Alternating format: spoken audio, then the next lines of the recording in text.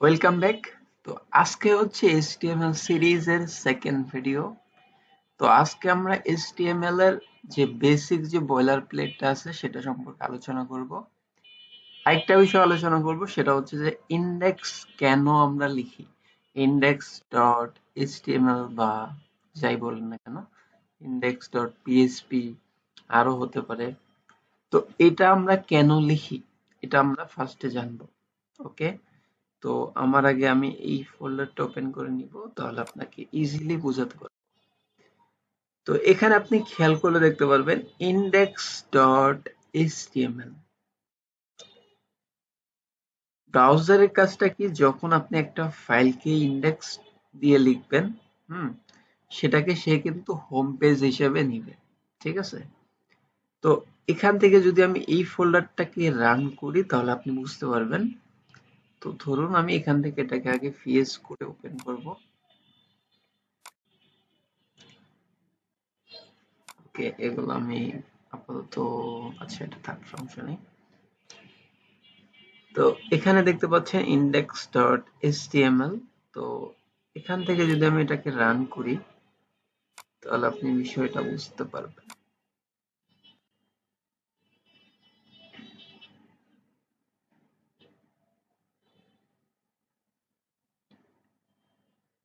ওকে, তো এটা একটা আমার ওয়েবসাইট যেটা দেখতে পাচ্ছেন, আর এটার মেইন ফাইলটা কিন্তু ইন্ডেক্স ডট এইচটিএমএল। এই যে উপরে দেখতে পাচ্ছেন, এই যে দেখেন ইন্ডেক্স ডট এইচটিএমএল। যদি আমি এটা না দিতাম তাহলে কি হতো, আমি এখান থেকে আপনাকে দেখাই। আচ্ছা, এর আগে আমাদেরকে এই ফাইলটা এখান থেকে সরাতে হবে। এর জন্য এখান থেকে আমি এটাকে ডিলিট করে দিব। আমার কাছে আনজিবের মানে জিবের ভিতরে এই ফাইলটা আছে। তো এখান থেকে আমি এটাকে ডিলিট করে দিব। ঠিক আছে, ডিলিট। তো এবার যদি আমরা ব্রাউজারে গিয়ে সেম রাউটের ভিতরে এখানে সার্চ মারি তাহলে দেখতে পারবেন এখন কিন্তু আমার ইন্ডেক্স ডট এইচটিএমএল টা নাই, যার জন্য কিন্তু এটা শো করতেছে, মানে বাকি ফাইলগুলো শো করতেছে। তো আশা করি আপনারা বুঝতে পেরে গেছেন কেন আমরা ইন্ডেক্সটা লিখি আর কি। তো ইন্ডেক্সটা লিখলে হয় কি, সেটা কিন্তু ওই ফাইলটাকে ব্রাউজার হোম হিসেবে ধরে, মানে হোম পেজ হিসেবে ধরে।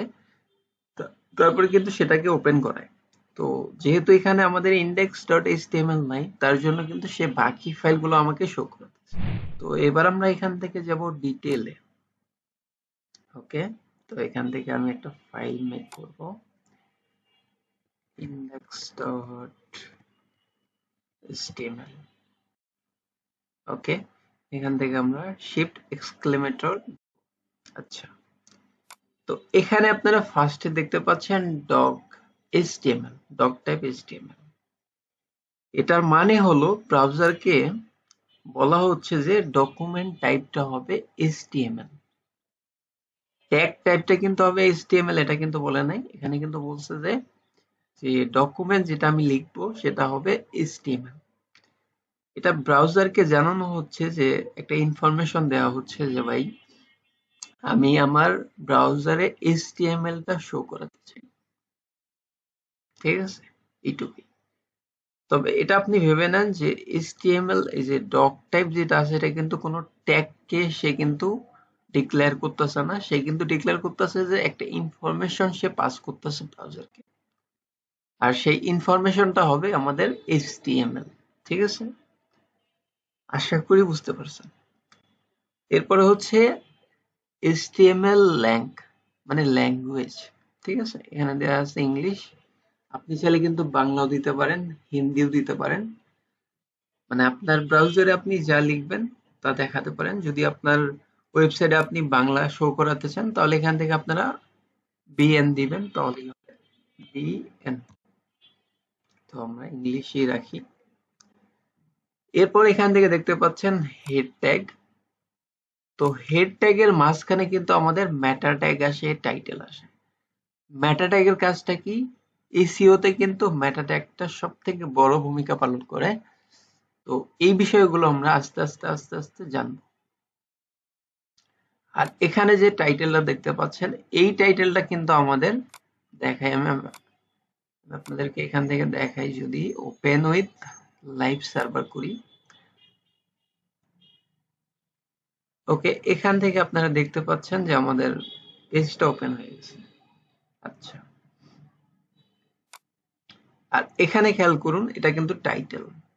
তো যখন আমি এখানে টাইটেলটা চেঞ্জ করব, যে দিস ইজ টাইটেল, ঠিক আছে, তো অটোমেটিক্যালি কিন্তু এখানে চেঞ্জ হয়ে যাবে যে এটা একটা টাইটেল। ঠিক আছে, মানে আপনি টাইটেলে যা লিখবেন সেটা কিন্তু এখানে শো করবে, মানে একদম উপরে। ঠিক আছে, এরপর আসা যাক বডি। আপনি আপনার ওয়েবসাইটটাকে যেভাবে সাজাবেন, ধরুন আপনি লিখলেন H1,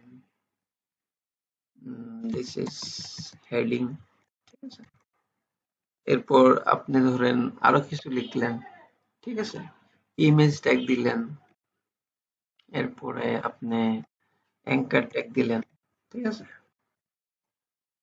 যে http://www.google.com, ঠিক আছে, এখানে আমি লিখে দিলাম গুগল।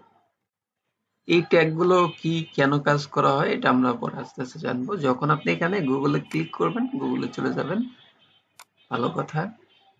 তো এই যে বডির ভিতরে আমি যা লিখতেছি সেটা কিন্তু আমার ব্রাউজারে শো করতেছে, বুঝতে পারছেন? তার মানে আপনি বডিতে যা লিখবেন সেটা কিন্তু ব্রাউজারে শো করবে। এরপর কি, যখন আপনি HTML ট্যাগটা শেষ করবেন, মানে HTML শেষ, আর এখানে আপনারা দেখতে পাচ্ছেন মেটা নেম ভিউপোর্ট।